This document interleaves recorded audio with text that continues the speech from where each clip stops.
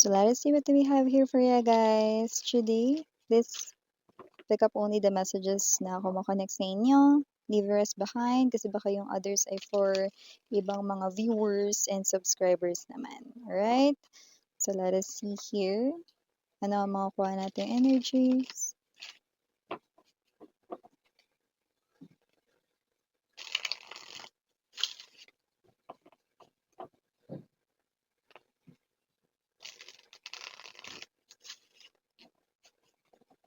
Okay, thank you so much, Archangel Michael and the guardian angels of my collective people and sometimes yung mga pakailameran nilang mga ancestors.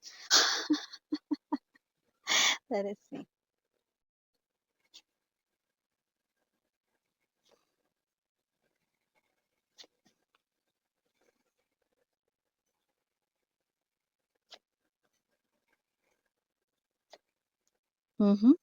I'm hearing the word split. Split talaga. Yun yung term ng mga panahon namin, So, meron sigurong mga ka-edad ko diyan, 'no? So, split talaga yung term, 'yan, 'no? So, ibig sabihin nun, 'no, ay hiwalay, 'no, break, 'yan, 'no, break up, 'yan, 'no? So, meron ditong energy na nakipag-split siya rito sa'yo. Timeless tayo puwedeng nakikipag-split pa lang, 'no? Masakit talaga kapagka nag-split, 'di ba? Eh, kasi siyempre mga babes 'no, 'pag sumasayaw ka ay iba ba yun? Hindi pala yun yung split kagaya nung sa sex bomb. Dancers, yan, oh, para masakit yun matutunan, 'di ba? So, parang gano'n din dito, 'no? Okey, nasaktan kayo, 'no, pero magkahalong nasasaktan, 'no, at galit ang inyong nararamdaman. Marami rin kayong gabi na naghihinala, hindi nakakatulog ng maayos, 'no, dahil iniisip ninyo kinukutuban kayo, 'no, na maaaring meron ditong ginagawang milagro or hindi maganda ang partner mo. Tapos biglang boom, split, 'no? Nakikipag-split sa'yo or nakipag-split, timeless tayo. Ibig sabihin puwedeng nangyari na 'to sa iba nangyayari na, sa iba mangyayari pa lang. Oo, kaya naman pala with the Knight of, Candles energy, 'no, ang kutob mo ay malakas, 'no? Malakas ang pakiramdam mo pero malakas rin yung kutob mo kasi masyado ring obvious ang galawan niya, 'no? Meron siya rito 'no, na babae or lalaki 'no, at karamihan sa kanila ito ay kanila ritong kasamahan sa trabaho, okey, or nakilala nila ng dahil sa kanilang trabaho. Kung sino man ito 'no, yun yung dahilan kung bakit siya rito nakikipag-split sa'yo. We have here this the moon, nasagot rito ang katanungan mo, okey. Alam mo na meron ritong, sense yung mga nararamdaman mo, okey, at na-confirm mo nga iyon with this Five of Candles energy.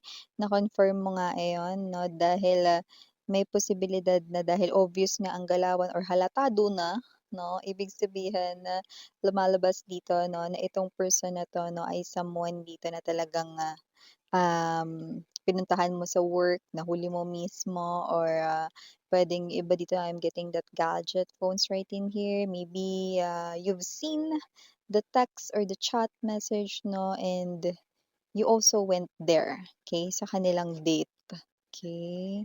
So, nahuli mo rito sa akto, okay. Pero yung iba rito mas malala pa yung nahuli ninyo. Nahuli niyo talaga sa akto 'no, that they're having a love scene, okay, bed scene right in here 'no, because the Eight of Cups ay right in here 'no. Alam mo, masakit talaga sa pakiramdam 'no, para sa inyo rito na nakita ninyo 'no, na yung person na minamahal ninyo 'no, ay hindi nagiging tapat 'no, tapos meron ditong kalampungang iba, okay. Pero nakita ko rito 'no, na parang natanggalan na rin ng tinik 'no, yung iba na parang bahagyang sense of relief 'no, nung napatunayan mo sa sarili mo na, "Ano ba 'tong kutob ko na ito 'no, hindi ganito pinapatulog sa gabi 'no." Ta's nung nalaman mo at natuklasan mo, though nasasaktan ka, though nagagalit ka, parang nakaramdam ka rin dito ng parang, "Ay, hindi lang pala hinala 'to. At least ngayon alam ko na." 'Yan, parang gano'n yung energy mo. Bottom of the deck, we have yun. Tingnan mo. 'Yan, oh, tingnan mo. ipinakita sa akin dito kung ano ang magiging karma ninyong dalawa. O ba't kasama ko Miss yan 'no, kasi mga babes 'no, ang karma mo ay good karma, mamaya babanggitin ko sa'yo yun. Yung karma naman ng person mo ay bad karma. Okay, mamaya sabihin ko sa inyo. Okay, so bago natin pag-usapan more itong reading na ito, batiin muna natin everybody. Hi and hello there everyone. My name is Yan. Welcome new subscribers. At returning Istam buyers, thank you sa inyong walang sawang love and support for me. Kung di nyo pa alam, meron pa po tayong isa pang channel link down below lang sa ating description box. So if interesado, click lang yan para makarating kayo there. And araw-araw ay nag-upload tayo ng collective readings for all signs doon. Sa mga gustong humabol sa Make Them Reflect, mag-message lamang sa The High Priestess KR The High Priestess KR@gmail.com yung nakikita ninyo sa ating screen. And yes, mga babes, na last day na today, no, kung gusto niyo ma-include dyan, mag-message lang there. Okay? And yes, mga babes, no, timeless tayo dito. Pwede nangyari na, sa iba nangyayari na, sa iba mangyayari pa lang. Nakakaloka yung salitang split talaga, no? Super lumang term, pero yes, ngayon yung pick up natin dito. Pakikipaghiwalay ang ibig sabihin nun, lalo na sa mga Gen Z dyan, or ano ba yun, millennials. Di ba yung mga bago ngayon, mga tawag ngayon, yan, okay. So, split ay parang breakup rin sa mga hindi nakakaalam. So, dito nakikipaghiwalay yung person mo, okay. And for some reason, no, parang kalmadong-kalmado pa siya na sinasabi ito, no, na gusto niya rito makipaghiwalay. Yun pala kasi meron siya ritong karelasyon na katrabaho, kasamahan sa trabaho or nakilala sa kanyang trabaho. By the way, wala tayo rito nga gender, ba, lalaki, LGBT, okay. So, lumalabas dito, no, that with this panloloko right in here, I do see na meron ka na rito talagang iniisip na, sa isip mo na to, may hinala ka na rito. Okay? Yung iba kasi, parang hindi kayo maghihinala, eh, masyadong obvious ang person ninyo. Puwedeng hawak ang cellphone pero pangiti-ngiti, 'yan, oh. Kunwari naglalaro, 'yan, oh, yung pala may ka-chat. So, nakita ko dito 'no, na ang saya-saya nila, ano yung person mo mahilig magdahilan 'no. Hindi ko alam 'no, palagi bang may birthday? Kasi laging sinasabi niya rito, "Alis muna ako babe, kasi birthday ngayon ng kaibigan namin." Mga ilan ba yung mga friends niya? Araw-araw ba may birthday? So, nakikita ko dito 'no, na parang ang dinadahilan niya rito birthdays palagi. O, yung pupuntahan kami, ganito, ganyan, 'no, 'yan, okey. So, whoever this energy is, player talaga ang person mo because the Knight of Candles ay ang center or core ng kanyang reading 'no. So, nakita ko dito na alam mo naman na 'yan, okey. Parang hinihintay mo na lang siguro na ma-confirm mo 'yan sa sarili mo 'no, or makita 'yan ng iyong visible eyes or ma-witness mo 'yan 'no, and then boom, alam mo mga babes 'no, you are not weak, sweetheart. Actually, you are strong and matapang ka. You are matapang here, okay. Why 'no, paano ko nasabi yun? Kasi nakita ko 'no, na lakas loob kang, kahit na kakabog-kabog ang dibdib mo, kahit na hindi mo alam 'no, kung may kakapitan ba kung sakaling parang mabuwal ka or mahilo ka sa makikita mo, okay, pumunta ka pa din dun, and that is courage.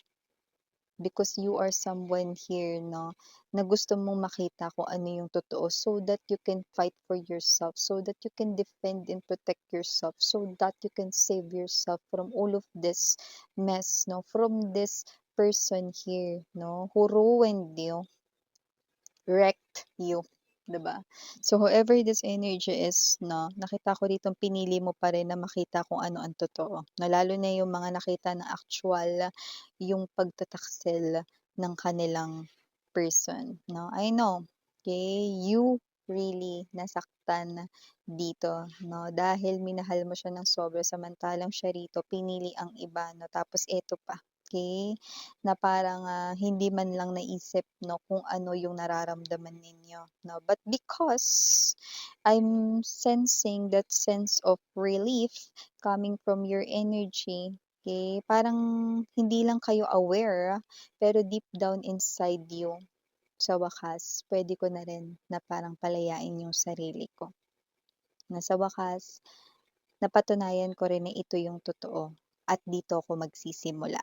Yan. So, parang ganun kayo, no? So, this is something here that you want to put an end so that you can begin with your life, or you can start fresh sa yung life, no? Eh, nakita ko dito na na-realize mo na itong person na 'to 'no, ay hindi yung pang-matagalan, hindi yung pang-forever 'no. So, I do see that this is your major realization and, natutunan mo dito sa inyong connection.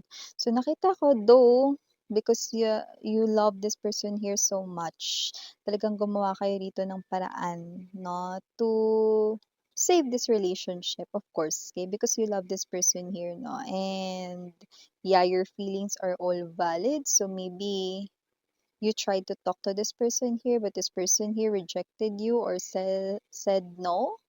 I do see that this person here talagang naging stubborn, matigas ang kanyang ulo, still, pinili rito yung other options, okay? And I do see, okay, na after that, sinabi mo sa sarili mo na kung wala na talaga, wala na talaga.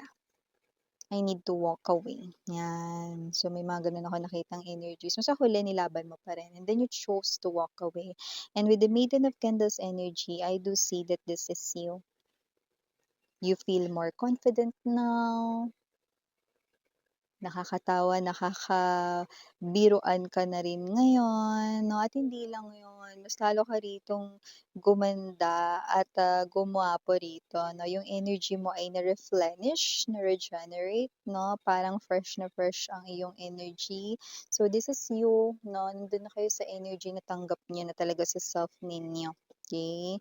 Ito. And also mga babes 'no, nakita ko rito na ito yung karmang aabutin ninyong dalawa. Unahin muna natin yung sa'yo. The good karma that I'm seeing on your side is you will find your true love, okay? At ito pang maganda, okay? Hindi ikaw ang hahanap sa true love mo, kundi ang true love mo ang makakahanap sa'yo. Ibig sabihin, you don't need to do anything. Okay, just stay there. Just keep on loving yourself, doing anything that you want, anything that you love. Okay, and this person here will approach you. Perfect divine timing. You will be in a very happy relationship with this person here. Wala tayong gender dito, babae, lalaki, LGBT.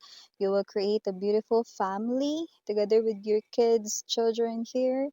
Okay, so LGBTQs, of course, welcome din kayo. This will be your companion for life. This person here will love you genuinely, unconditionally, while on the other hand, your person will receive bad karma. Tatanda siyang dalaga. Tatanda siyang binata. Tatanda siyang mag-isa. Yes. Tatanda at lilipas din siya. Ngunit walang pag-ibig. Yan o, see, walang pag-ibig, walang mananatili sa tabi niya. Ote, 'di ba? So, kung sino man 'tong energy na 'to, this person right in here, this is his or her bad karma, sitting alone, reminiscing all the past. Sana may sineryoso ako sa kanila, eh di sana hindi ako tumanda ng mag-isang gan'to, okay, but okay, late na for that realization.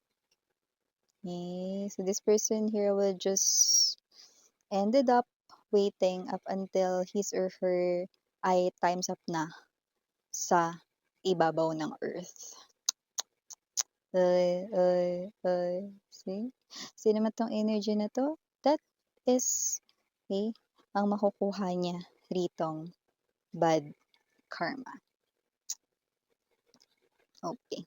Excuse me.